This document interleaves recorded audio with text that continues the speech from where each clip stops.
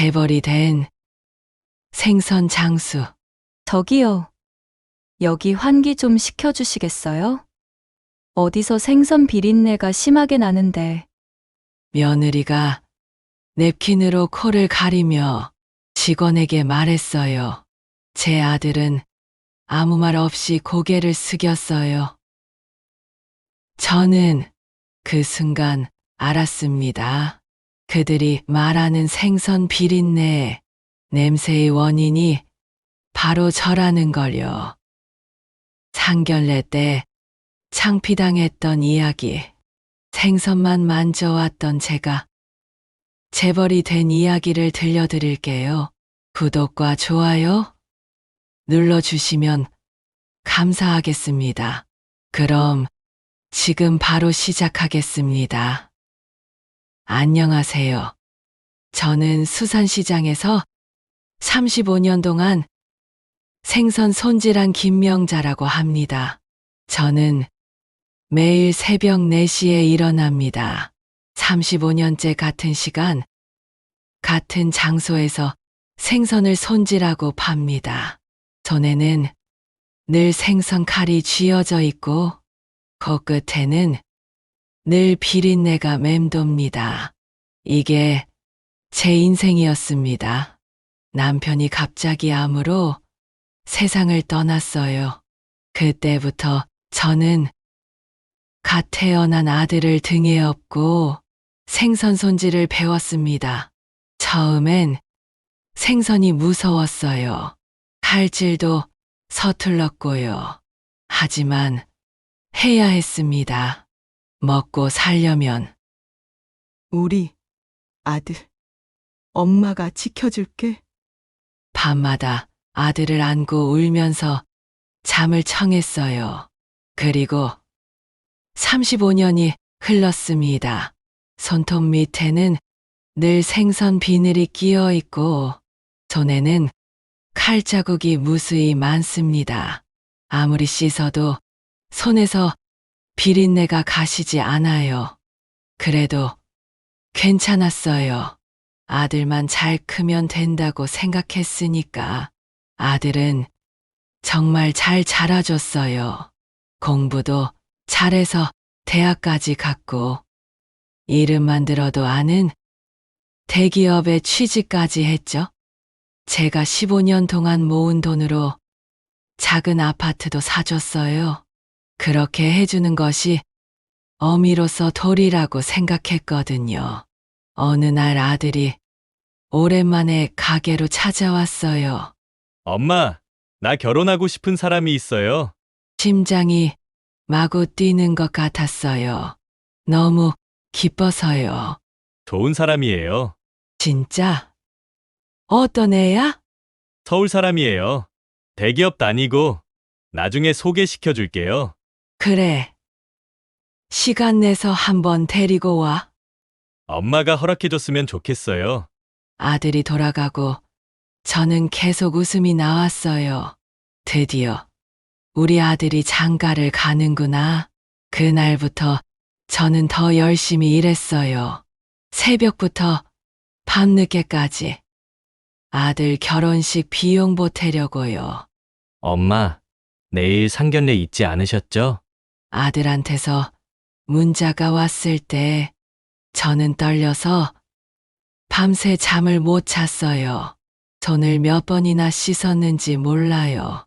레몬즙도 문지르고 베이킹소다도 써보고 식초에도 담가보고 손이 빨갛게 부어올랐지만 계속 씻었습니다.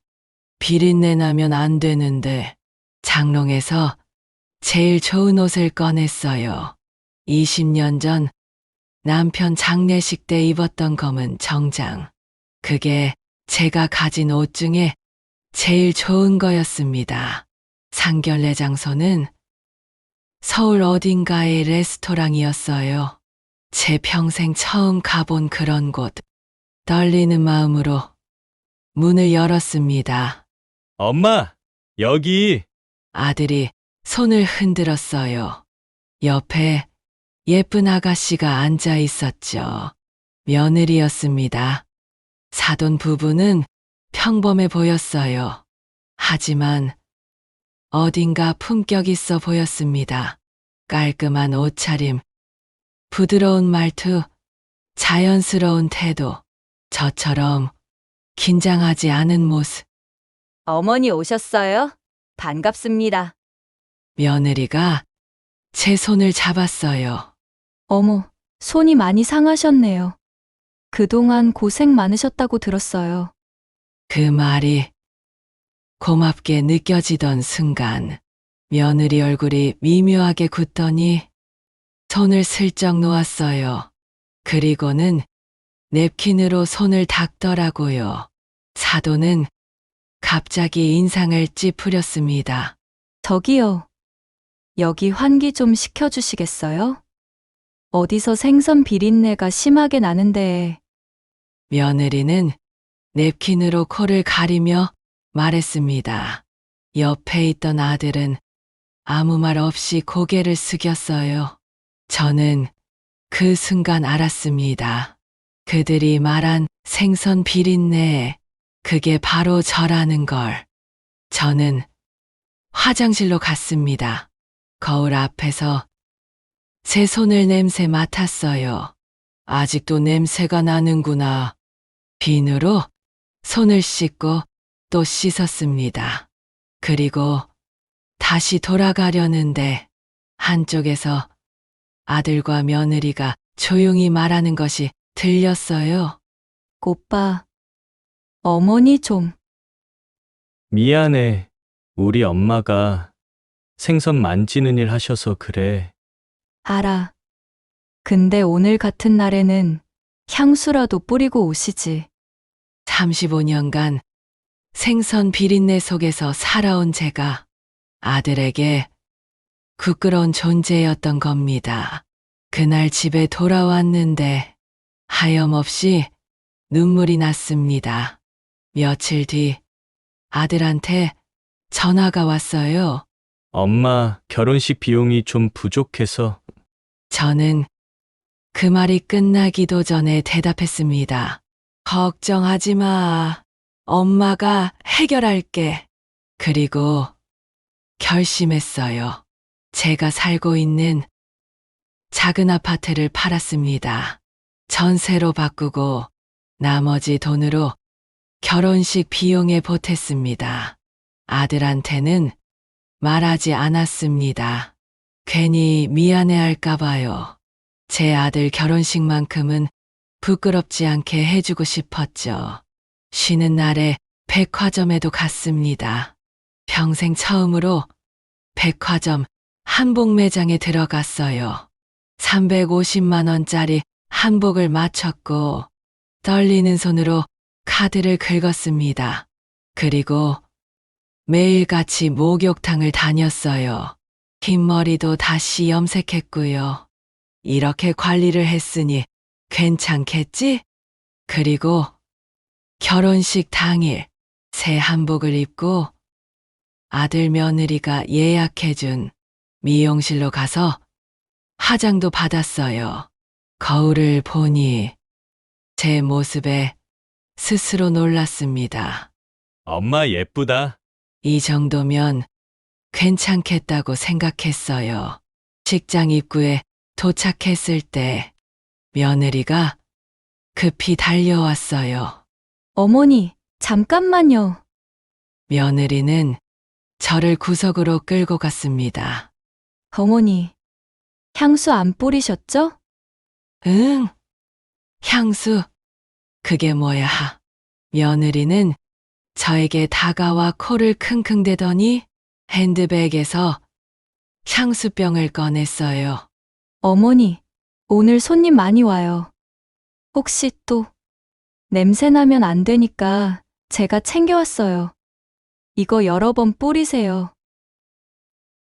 저는 그 향수를 받았습니다. 화장실로 가서 향수를 온몸에 뿌렸습니다. 뿌리고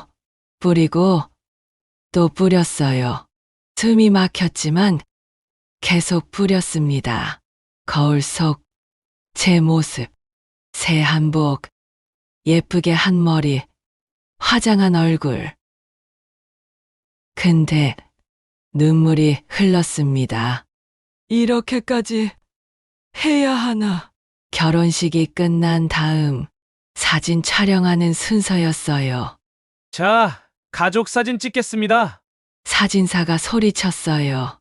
제가 한복을 다시 가다듬고 일어서려는데 며느리가 다가와 제 팔을 잡았습니다. 그러더니 귓속말로 저에게 어머니, 이건 우리 쪽 가족만 찍는 거예요. 뭐? SNS에 올릴 사진이라서요. 어머님은 나중에 따로 찍어요. 사돈도 웃으며 말했어요. 요즘은 다 그래요. 이해해 주세요. 저는 뒤로 물러섰습니다. 아들은 제 눈을 피했어요. 사돈댁과 아들과 며느리만 사진을 찍었습니다. 저는 그 다음에 찍는 건가 보다 하고 기다렸죠. 하지만 제 차례는 돌아오지 않고 촬영이 끝났습니다. 정말 어이가 없었습니다. 내가 35년간 생선 팔며 아들 키운 결과가 이건가? 집에 돌아왔어요. 한복도 안 벗고 바닥에 주저앉았습니다. 눈물도 안 나오더라고요. 가슴이 뻥 뚫린 기분이었어요. 내가 뭘 잘못한 거지? 다음 날 마음이 허해서 대청소를 했습니다. 구석에 쌓여있던 오래된 물건들을 꺼내는데 낡은 서류 봉투 하나가 눈에 띄었습니다. 남편이 떠나기 전 했던 말이 생각났어요. 여보, 이거 잘 간수해. 이게 뭐예요? 주식이야. 나 젊었을 때 회사 창업 멤버였잖아. 그 회사 망했다면서요? 아니야, 안 망했어. 근데 내 지분은 그냥 두기로 했어. 왜요? 언젠가 필요할 날이 올 거야. 절대 팔지 마. 저는 그게 뭔지도 모르고 20년을 간직했습니다. 선장그룹 주식 보유 증명서, 주주명 김명자, 보유 지분 34.7%. 이게 뭐지? 휴대폰으로 천천히 검색해 봤어요. 그리고 계산기를 두드렸습니다. 34.7%면 대충 5조? 저는 그 자리에서 웃음이 났어요. 미친 사람처럼요. 생선, 비린내 나는 제가 재벌이 된 겁니다. 증권사에 전화했어요. 제가 선장그룹 주식을 좀 가지고 있는데요. 네. 몇 주 정도 되십니까? 34.7%요. 30분 뒤 증권사 직원 서너 명이 제 가게로 달려왔습니다. 정장 입은 사람들이 시장 입구 앞에 차를 세우고 들어왔어요. 옆 가게 아줌마들이 신기하다는 듯 쳐다봤죠. 사흘 뒤 TV에 제 이름이 나왔어요. 속보입니다. 선장그룹의 최대 주주 변동이 있었습니다. 김명자 씨, 34.7% 지분으로 최대 주주 등극, 노량진 수산시장 상인 출신, 재계 서열 12, 기업 지배구조 뒤흔들어. 갑자기 생긴 돈으로 뭐 했냐고요? 시장 안에서 제일 넓은 곳으로 생선 가게를 옮겼어요. 그리고 젊은 직원들을 구했고 홈쇼핑 사업도 시작했어요. 나를 지금까지 살게 했던 시장을 벗어나고 싶지는 않았어요. 그 다음 부동산으로 갔습니다. 아들 결혼 때문에 팔았던 아파트를 다시 샀어요. 그리고 아들과 며느리가 살고 있는 집. 저는 그 집을 팔아버렸습니다. 며칠 뒤 아들한테서 전화가 왔어요. 엄마, 부동산에서 연락 왔어요. 집 내놓았다고. 그리고 뉴스에 나온 건 뭐예요? 엄마 맞아요. 응, 맞아. 집은 팔 거야. 이제 너희 둘이 알아서 해라. 사흘 뒤 며느리가 혼자 찾아왔어요. 저는 평소처럼 가게에서 생선을 손질하고 있었죠. 며느리가 예전처럼 코를 막지 않더라고요. 어머니, 목소리가 떨렸습니다. 저는 아무 대꾸도 하지 않았어요. 며느리가 들어와서 제 앞에 무릎을 꿇었어요. 어머니, 정말 죄송해요. 며느리는 울고 있었어요. 어머니께 그렇게 대한 거 평생 후회하며 살게요. 용서해 주세요. 얘야, 너 그거 아니? 너희 살고 있는 집 내가 아들한테 사준 거야. 그리고 결혼식 비용도 내가 해준 거다. 없는 형편에 내가 다 해준 거라고. 며느리가 고개를 들었어요. 제가 몰랐어요. 죄송해요. 알았으면 결혼식 때 나도 가족 사진 찍을 수 있었던 거니? 며느리는 아무 말도 하지 못했습니다. 사람을 겉모습으로 판단하지 마라. 그리고 뉴스 봐서 알겠지만 나 돈 많다. 며느리가 떨리는 눈으로 저를 봤어요. 너 나랑 같이 생선 장사하자. 며느리가 깜짝 놀랐어요. 1년만, 딱 1년만 나랑 같이 시장에서 일해봐. 어머니, 그럼 내가 너희 집 다시 사줄게. 며느리가 울면서 고개를 끄덕였어요. 배울게요. 어머니, 기회 주셔서 감사해요. 며느리는 다니던 직장을 그만두고 저희 가게로 출근했어요.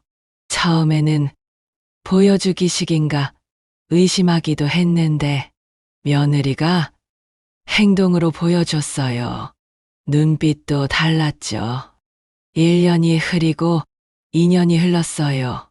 지금도 며느리는 제 옆에서 생선을 손질합니다.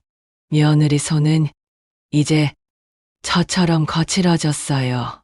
손톱 밑에 생선 비늘이 끼어 있고 앞치마에는 생선 피가 튀어 있습니다. 아줌마, 고등어 5마리 손질해줘요. 네, 금방 해드릴게요. 능숙하게 칼질하는 며느리. 저는 옆에서 흐뭇하게 봅니다. 며느리가 저를 보며 웃어요. 어머니, 저 이제 잘하죠? 그래, 잘한다. 그래도 항상 조심해. 저는 며느리 손을 잡았습니다. 둘 다 생선 비린내가 나는 손. 어머니, 응, 이 생선 냄새, 이젠 싫지 않아요. 그래. 어머니 용서해 주셔서 감사해요. 어머니 덕분에 제가 사람 됐어요. 그러면서 활짝 웃더라고요. 눈물이 났습니다. 행복의 눈물이었죠. 우리 집에는 사진 한 장이 걸려 있습니다. 저랑 며느리, 그리고 아들. 셋이 앞치마 입고 생선 들고 웃는 모습. 어머니, 이 사진 잘 나왔죠? 그래, 얼굴이 훤하다.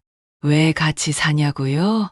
며느리가 생선 가게에 온 지 1년 됐을 때 약속대로 집을 해주겠다고 하니까 며느리가 같이 살자고 하더라고요. 나 혼자 사는 게 마음에 걸린다고요. 그래서 큰 아파트를 사서 아들이랑 며느리랑 같이 살아요. 며느리와 같이 출근하고 같이 생선을 팔고 있습니다. 사람들이 물어요. 복수한 게 맞냐고. 그런데 복수를 했다 안 했다가 중요한 게 아니에요.